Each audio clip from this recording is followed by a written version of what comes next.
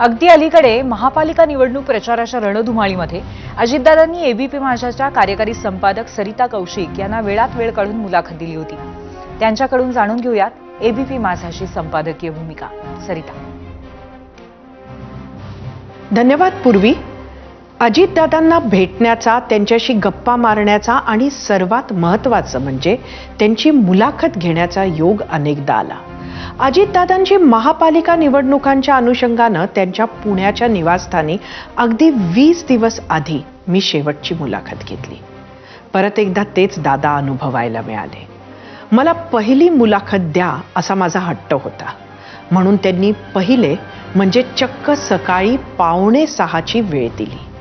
आता 5:45ला जर मुलाखत सुरू करायची असेल तर टेक्निकल टीमला 2 तास आधी सेटअप करावा लागणार होता, पण आम्ही होकार दिला. मग दादांनाच काय वाटलं माहिती नाही, 6:45ला मुलाखत सुरू करू असं म्हणाले. पण आम्हीही दादांना ओळखून होतो, त्यामुळे तयार होतो. दादा 6:30लाच बाहेर आले.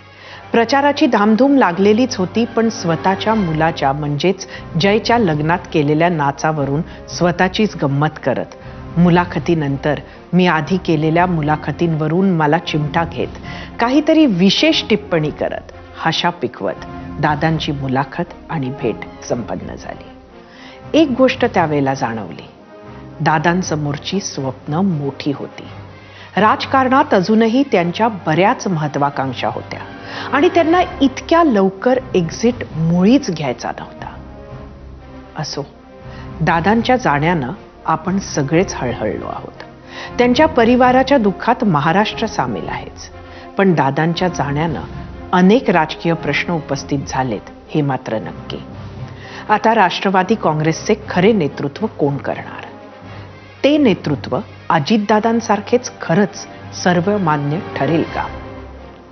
अजितदादांना दोन्ही राष्ट्रवादी एकत्र याव्या असं कळकळीनं वाटत होतं. आता त्या प्लॅनला नक्की पुढे कोण आणि कसं नेणार? दादा असताना दोन्ही राष्ट्रवादी एकत्र आल्या असत्या तर नेता कोण हा प्रश्नच नव्हता. पण आता हा प्रश्न असणार आहे. त्या राष्ट्रवादीचे ज्याला खरे नेतृत्व म्हणतात ते नक्की कोण करणार? तसेच जर राष्ट्रवादी एक झाली तर अजितदादा सारखी ती सत्तेत राहील की शरद पवारांसारखी महाविकास आघाडी सोबत? अनेक नेते मंडळींचे अस्तित्व आणि महत्त्व हे मुळातच अजितदादांमुळे टिकून होते.